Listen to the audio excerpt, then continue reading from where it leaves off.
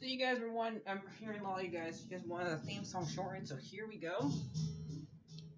This girl reviews movies, games, and books. Sometimes she plays them. So does that, and when she does it with the cat, does that make her crazy? Does that make her crazy? Probably. So, it's shorter. There you go. Crazy Cat Lady Gamer Reviewer or Martha Butler does not own any trailers or pictures. I use them under fair use, educational, for education and entertainment purpose. Hi everybody, Martha here. So I finished the next story in the Gumdrop Angel Fazbear Fright number 8 book. And this one is called Sergio's Lucky Day. So let me, like I usually do. So spoilers ahead. I'm going to read the last 2 pages to you because this one's not that. The last page is usually not that long when it comes to these. So where should I start? I'll start right here on the second to last page. So let me see. As Sergio turned back towards his classmates, he glanced land on the floor. He frowned. The floor was disgusting. What had happened to this hallway? Sergio had not noticed the floor he had walked in, probably because he was so eager to make his captivating appearance. But now that he stared at it, the gore of behind him hard with thick drains of blood. Not just blood. White bites of flesh nest in the blood. He saw what looked like bones, bites, lump of hair, gourds of what appearance of pink, gourds of tissue dropped to the loads of center of the halfway hallway. The flows glanced into from the overhead. The chandelier seems to be giggling as he looked at them. And was Gornextine. Sergio was appalled that he thought this was supposed to be a classy hotel. Someone really to do something about the mess. And if he went to get the hotel's employees, he messed up his timing. His classmates were waiting for him. Jojo looked back in the hallway and was where he left Good Boy sitting on a chair. Lucky Boy sitting on a chair, and so he could watch Sergio's triumphant. Lucky Boy would agree that Sergio deserved to have the best, cleanest, and had to take care of this mess. Lucky Boy giggled.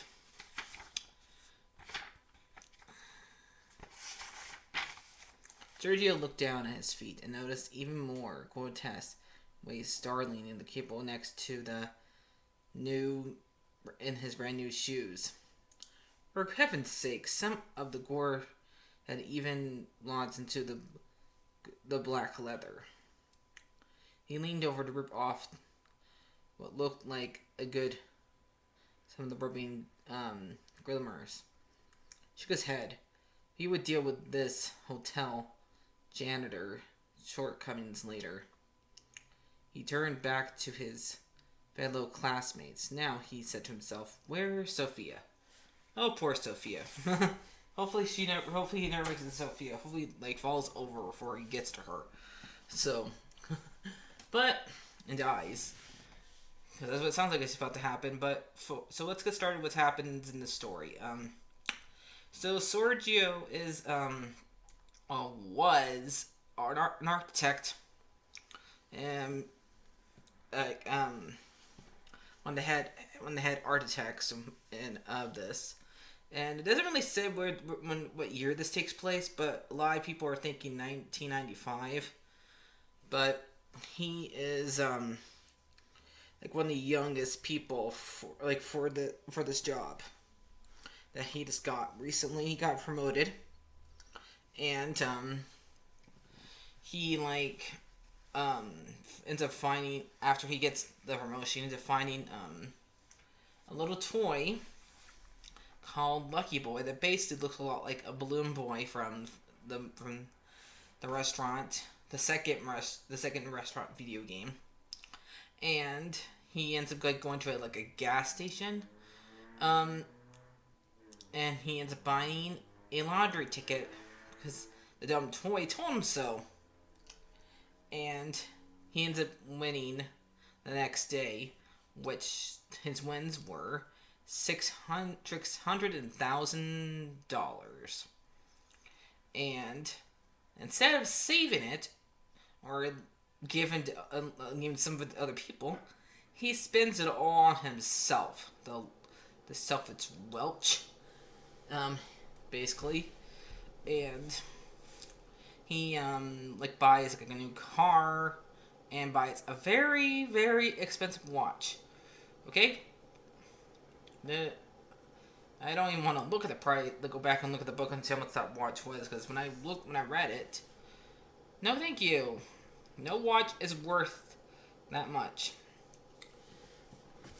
to buy. So, and that car was not even worth that much to buy anyway, because what happens the next day after he buys the car, after he goes to work with it? It gets stolen. So he has to buy another one. And so he eventually quits his job because he wants to be his own boss. He wants to be an entrepreneur and do his own stuff. And so he quits his job and goes and gets a new house too, leaves the apartment, and basically every single time, and this is all the stupid toy's idea for him to do it.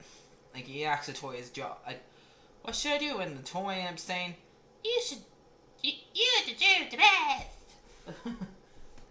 And he does not see that basically every single time he asks the toy something, even though he may think the toy is helping him, he's actually like ruined his life. And if you think about it, he's just so memorized by this toy's advice, he doesn't even realize what he's doing. Okay, he ends up losing his girlfriend that he was pretty much not being very nice to begin with. Violet, he breaks up with her. But both of them were not really great for each other, and she was asking him to buy her something too. But if my boyfriend-in-law won that much money too, I would not ask for something too expensive, but just give me something too to show that you love me. I'm not a gold digger, but yeah. But usually when you get that much money, you're supposed to share it, not supposed to keep it all yourself. But yeah.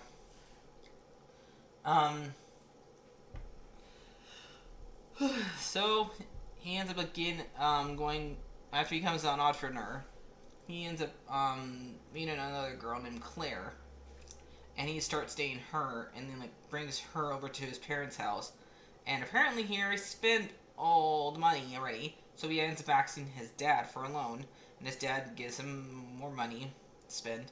And on the way home, he ends up breaking up with Claire because he thinks Claire is trying to change him too much, like buying new shirts, buying him new CDs and stuff like that. But Claire is the one who gives him the best advice. Right after he tries to break up with her, he tells him, "You need to get rid of this dumb toy, okay? You should not be asking a toy for advice." So he tries to throw the toy out the truck, and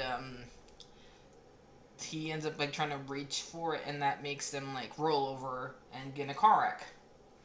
And they both get out the car, and they're not too badly injured, but Claire, rightly so, sues him for recklessly driving, and yeah, this was 100% his fault. She has every right to do this, and so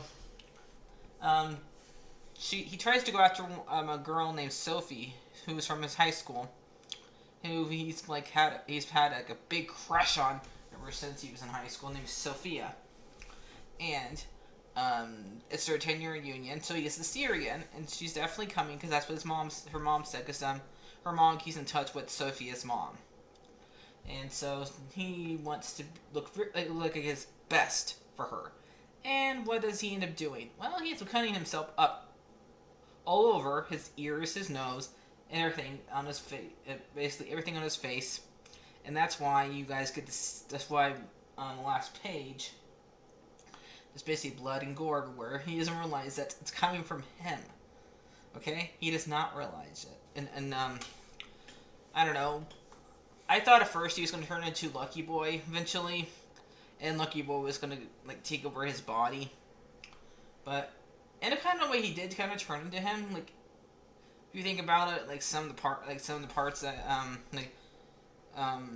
Lucky Boy does have a small nose and stuff like that. He has no ears. Balloon Boy does. Like his hair covers up his ears in his in the animatronic. So yeah, you would. So in kind of way, he's like a live action version of Lucky Boy. If you really think about it, that's about to fall over and die because how much blood he probably lost. So this, I'm sorry, this is pretty much. I should probably say viewer just describe in this one because this one is pretty bloody at the very end. But I don't know. I mean, out of all I never read the last one yet. I haven't even looked at it yet. Which is I think it's We Found. Let me look at see what the next one's called. What We Found. Okay, that's what it's called. But I know I've not read that one yet. I haven't looked at it yet. So I don't even know what that one's about yet. So I don't know. I like the first one more than this one. I like probably because I liked Angel. I cannot stand Sergio. He's if I met this guy, I would never think about dating him because all we think about is himself, and I don't like selfish dudes. So yeah. So and I know a lot of these books we don't like the main character, but last one I did. I did not root for this guy at all. I mean, it's a good story. It does teach you a good lesson. Do not be selfish, basically. So yeah, you should read it to learn that lesson. So yeah. So I'm gonna give this because since it has a good lesson, it has a weird way of expressing how this lesson to you is I'll probably give it a 6 out of 10. So I'll see you guys later. Like, share, and subscribe. And probably take me about 4 days to read What We Found. And I'll probably review that one then to you guys. So thank you. Goodbye.